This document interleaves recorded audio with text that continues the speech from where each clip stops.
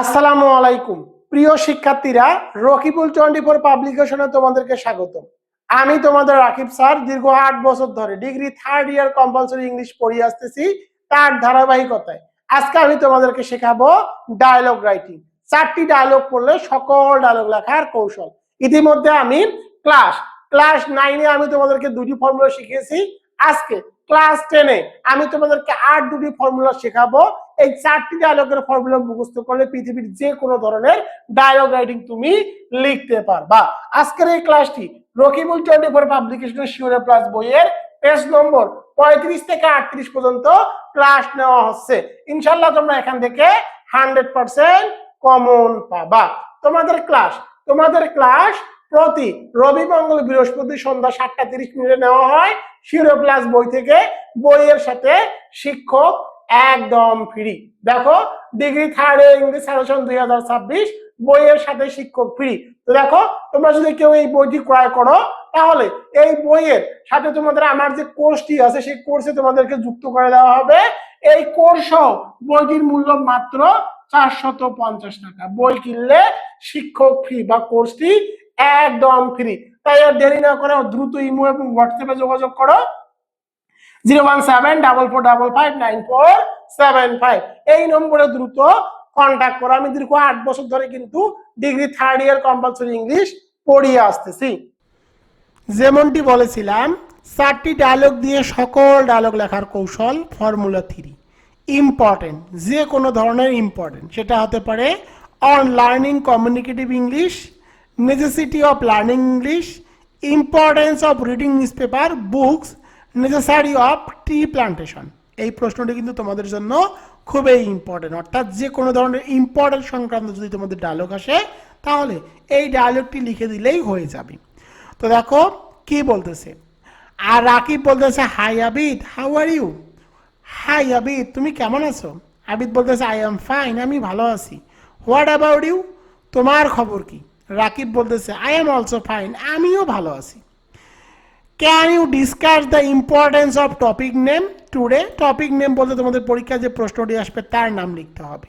তোমাদের পরীক্ষা যদি বুকস আসে, অর্থাৎ ইম্পর্টেন্স অফ রিডিং বুকস আসে, তখন তোমাদের সেই নামটুকু এখানে তোমাদেরকে লিখে দিতে হবে। অথবা যদি নেসেসারি অফ ট্রি প্লান্টেশন আসে তখন টপিক নেমের জায়গায় লিখে দিতে হবে নেসেসারি অফ ট্রি প্লান্টেশন। এর বাংলা অর্থ হলো, আমরা কি আজ এই বিষয়ের গুরুত্ব সম্পর্কে আলোচনা করতে পারি? আবিদ বলতেছি, ইয়েস অফকোর্স, হ্যাঁ অবশ্যই। Topic name is very essential for all of us. এটা আমাদের সবারই অত্যন্ত প্রয়োজনীয়। এটা আমাদের সবার জন্যই অত্যন্ত প্রয়োজনীয়। Do you know its actual value? তুমি কি এর প্রকৃত মূল্য জানো? এবার আর আকিব বলতেছে, yes it plays a vital role in our daily life. হ্যাঁ, এটি আমাদের দৈনন্দিন জীবনে একটি গুরুত্বপূর্ণ ভূমিকা পালন করে। It helps us in many ways to build a better future. এটি একটি উন্নত ভবিষ্যৎ গড়তে আমাদের নানাভাবে সাহায্য করে। আবিদ বলতেছে, ইউ আর অ্যাবসলিউটলি রাইট, হ্যাঁ তুমি ঠিক বলেছো। The importance of topic name can not be described in words. এর গুরুত্ব ভাষায় প্রকাশ করা যায় না। Without it we can not imagine a better and successful life. এটি ছাড়া আমরা একটি সুন্দর ও সফল জীবনের কথা কল্পনা করতে পারি না। রাকিব বলতেছে, exactly it makes our life beautiful and give us a lot of benefits. Rakib বলতেছে, ঠিক তাই, এটি আমাদের জীবনকে সুন্দর করে এবং আমাদের অনেক সুবিধা দেয়। সুতরাং we all should realise it's necessity. তাই আমাদের সবারই এর প্রয়োজনীয়তা অনুভব করা উচিত। আবিদ বলতেছে, I totally agree with you, I totally agree with you, আমি তোমার সাথে সম্পূর্ণ একমত।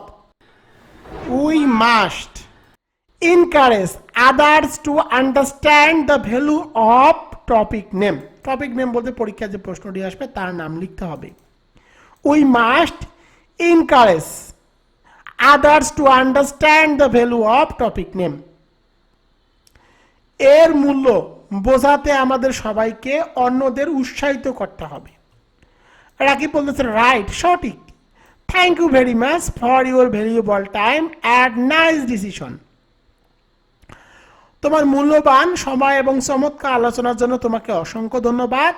I have got some excellent ideas from you. আমি তোমার কাছ থেকে কিছু দারুণ ধারণা পেয়েছি। আবিদ বলতেছে you are most welcome. Rakib বলতেছে take care, goodbye. Abid বলতেছে বাই, সি ইউ এগেইন, আবার দেখা হবে। শিক্ষার্থীরা, যে কোনো ধরনের ইম্পর্টেন্ট সম্পর্কে যদি তোমাদের ডায়লগ আসে তাহলে এই ডায়লগটি লিখে দিলেই হয়ে যাবে। জাস্ট টপিক নেমের জায়গায় ডায়লগ রাইটিং লিখে দিলেই, ডায়লগের যে প্রশ্নটি আসবে তার নাম লিখে দিলেই কিন্তু হয়ে যাবে। দেখো ভাষাগুলো একদম স্ট্যান্ডার্ডভাবে সাজিয়েছি। তোমরা যদি এভাবে কেউ লেখো তাহলে কিন্তু তোমরা 10 মার্কের মধ্যে 8 মার্ক পেয়ে যাবা। এবার চলে যাব ফর্মুলা 4 নম্বর ফর্মুলাটি দেখো, এটিও কিন্তু তোমাদের জন্য important.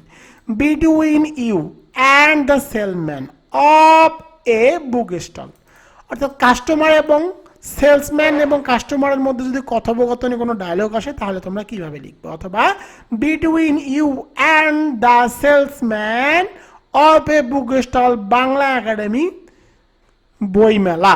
Between a salesman and a customer, অর্থাৎ কোনো পণ্য ক্রয় বিক্রয়ের জন্য যদি আসে তাহলে তোমরা কিভাবে ডায়লগ লিখবা তার ফর্মুলাটুকু এখন আমি তোমাদেরকে শিখিয়ে দিব। তো দেখো, সেলসম্যান কি বলতেছে? হ্যালো স্যার, ওহে sir, welcome to our shop অথবা স্টল। তো দেখো, শপ মানে হলো দোকান, স্টল মানে হলো বই মেলার ক্ষেত্রে বসবে স্টল, বাকি ক্ষেত্রে বসবে শপ। এর বাংলা অর্থ হলো হ্যালো স্যার, আমাদের দোকানে অথবা স্টলে আপনাকে স্বাগতম। How can I help you? আমি আপনাকে কিভাবে সাহায্য করতে পারি? কাস্টমার বলতেছে I am looking for name of the item. আমি এই জিনিসটি খুঁজতেছি। অর্থাৎ তোমাদের এখানে নেম অফ দ্য আইটেম লিখতে হবে, অর্থাৎ তুমি কোন আইটেমটি খুঁজতেছো তার নাম লিখতে হবে। যদি পয়লা একাডেমি বই মেলা আসে তাহলে এখানে তোমাদেরকে বইয়ের নামটি লিখতে হবে। তো অথবা তোমরা যদি এখানে পয়লা একাডেমি বই মেলা লাগো তাহলে তুমি এখানে লিখতে পারো রকিবুল 24 পাবলিকেশনের শিওরে প্লাস বই। এরপরে দেখো, সেলসম্যান বলতেছে we have a good collection of item name. আইটেমটা প্লুরাল হবে হেয়ার। এর বাংলা অর্থ হলো আমাদের এখানে বেশ ভালো এই জিনিসগুলো সংগ্রহ রয়েছে। তো দেখো, আইটেম প্লুরাল, এখানে কিভাবে আইটেমগুলো লিখবে একটু পরে আমি তোমাদেরকে দেখিয়ে দেব। What kind of name of item would you like? আপনি কি ধরনের আইটেম নিতে চাচ্ছেন? কাস্টমার বলতেছে I want to buy specific details অথবা নেম, অর্থাৎ কোনটি কিনতে চাও তার নামটু এখানে তোমাদেরকে লিখতে হবে। এর বাংলা অর্থ হলো আমি এই নির্দিষ্ট পণ্যটি কিনতে চাই। What is the price? এর দাম কত? দেখো, সেলসম্যান বলতেছে ইট ইজ। তো দেখো এখানে প্রাইস, তো তোমরা এখানে প্রাইস বসে দিতে পারো, 600 টাকা বসালেই হয়ে যাবে। ইট ইজ 600 টাকা অনলি, এর দাম 600 টাকা। কাস্টমার বলতেছে the price is a bit high. দামটা একটু আমার কাছে বেশি মনে হচ্ছে। Can you give me some discount? আপনি কি আমাকে কিছু টাকা ডিসকাউন্ট দিতে পারবেন বা ছাড় দিতে পারবেন? সেলসম্যান বলতেছে সরি স্যার, দুঃখিত sir, our price is already very reasonable. আমাদের দাম ইতিমধ্যেই সাশ্রয়ী বা যুক্তিসঙ্গত। কাস্টমার বলতেছে okay, please pack this on of me. তো ক্রেতা বলতেছে ঠিক আছে, দয়া করে আমাকে এই পণ্যটি প্যাক করে দিন। কাস্টমার সেলসম্যান বলতেছে please make your payment at the cash counter. তো দেখো, সেলসম্যান বলতেছে please make your payment at the cash counter. অনুগ্রহ করে ক্যাশ কাউন্টারে আপনার বিল পরিশোধ করুন। কাস্টমার বলতেছে ওকে, হেয়ার ইজ দ্য মানি। এই নিন টাকা। সেলসম্যান বলতেছে থ্যাংক ইউ স্যার, ধন্যবাদ sir, please visit us again. আবার আসবেন, গুড বাই, বিদায়। কাস্টমার বলতেছে থ্যাংক ইউ, গুড বাই, বিদায়। তো দেখো, এই ফর্মুলাটি ইউজ করে তোমরা যে কোনো কথোপকথন, অর্থাৎ কাস্টমার এবং সেলসম্যানের মধ্যে যে কথোপকথন, এই ফর্মুলাটি ইউজ করে তোমরা কথোপকথনটি লিখতে পারো। এখন আমি তোমাদের প্রশ্নের সমাধান করে দিব, তাহলে তোমরা আরো বুঝতে পারবা। দেখো আমি এখানে একটা উদাহরণ দিয়েছি। বুক স্টল বা বইমেলা নিয়ে যদি তোমাদের প্রশ্ন আসে তাহলে তোমরা কিভাবে লিখবা। তো দেখো তোমাদের এখানে লিখতে হবে I am looking for, I am looking for. তো এখানে কি লিখতে হবে, বইয়ের নাম লিখতে হবে। তো তোমরা এখানে লিখে দিবে I am looking for a book, I am looking for a book. আমি একটা বই খুঁজতেছি। দেখো সেলসম্যান বলতেছে we have a good collection, we have a good collection of item plural, অর্থাৎ এখানে তোমাদেরকে প্লুরাল লিখতে হবে। তুমি এখানে কি লিখবা, তো দেখো যেহেতু বইয়ের কথা আছে তো আমি এখানে লিখে দেব বুকস, মানে অনেকগুলো বই আছে, তো আমি লিখে দিলাম books. We have a good collection of books here, এখানে অনেকগুলো বই আছে। হোয়াট কাইন্ড অফ, তো দেখো প্রোডাক্টের নেম, আইটেম নেম কি, আইটেম নেম কিন্তু বুক, তো আমি এখানে আইটেম নেম বুক লিখে দিব। দেখো আইটেম নেম বুক লিখলাম। তো what kind of book would you like, customer বলতেছে I want to buy, I want to buy. তো কি বাই করতে চাচ্ছে, দেখো বই, বইয়ের নাম লিখতে হবে। তো তুমি চাই লিখতে পারো an English grammar, an English grammar book. What is the price, অথবা তোমরা এখানে জাস্ট নামটি লিখে দিবা শিওর এ প্লাস, ব্র্যাকেট দিয়ে তোমরা লিখে দিবা শিওর এ প্লাস, অর্থাৎ আমি এই শিওর এ প্লাস গ্রামার বুকটি নিতে চাই।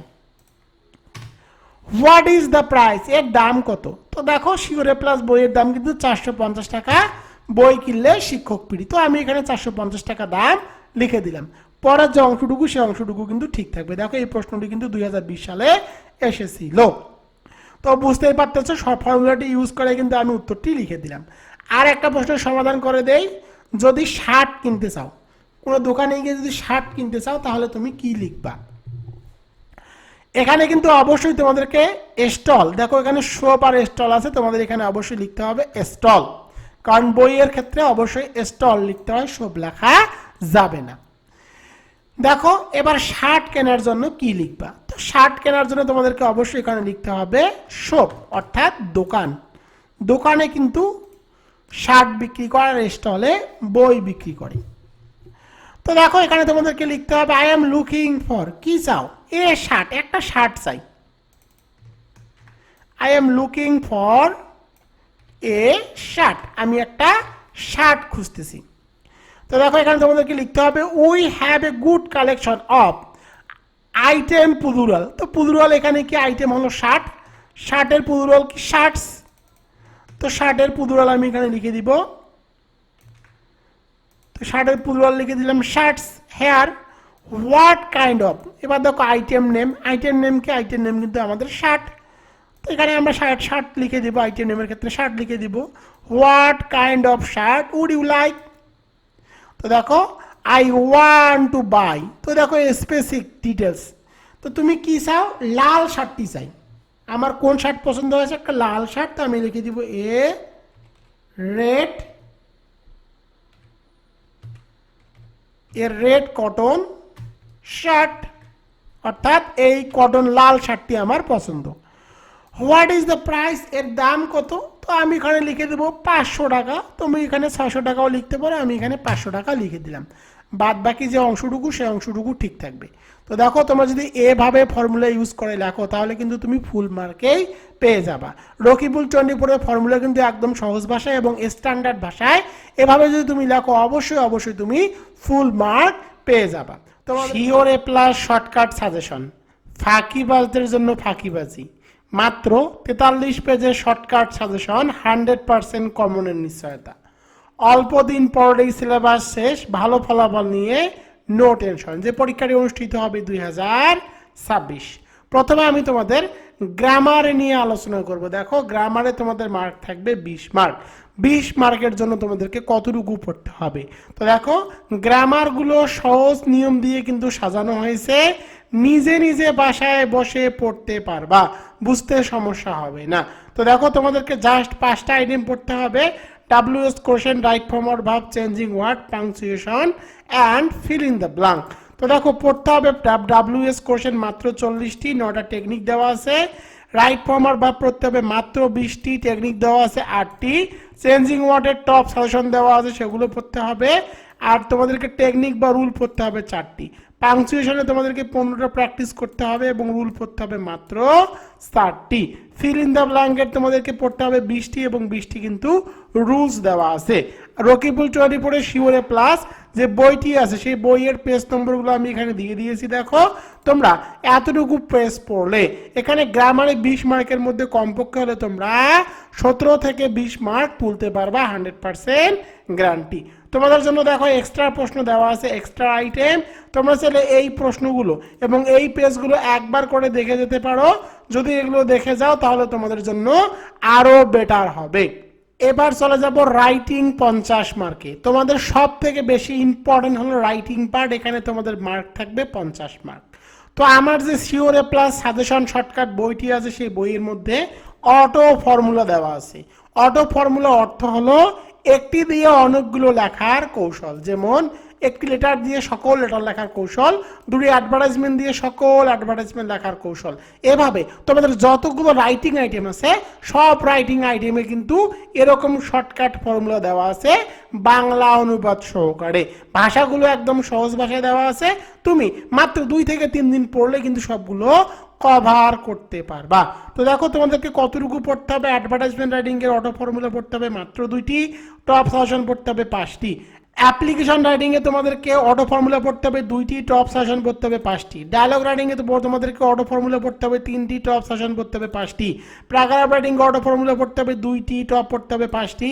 এসে রাইটিং এ অটো ফর্মুলা পড়তে হবে 3টি, রিপোর্ট রাইটিং এ অটো ফর্মুলা পড়তে হবে মাত্র 2টি।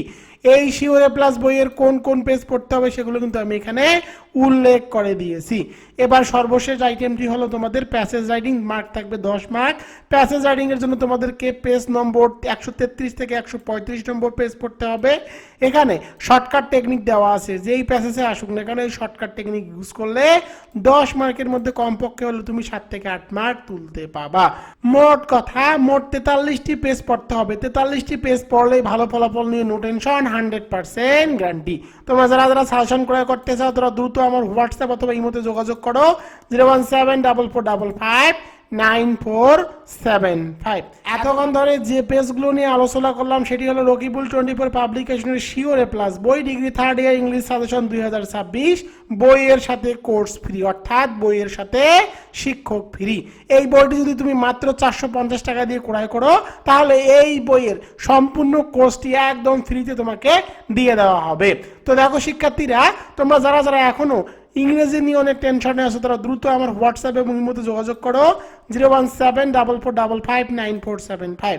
বইয়ের মূল্য মাত্র 450 টাকা, সাথে কুরিয়ার চার্জ ফ্রি এবং এই বইটির সম্পূর্ণ কোর্স একদম ফ্রি।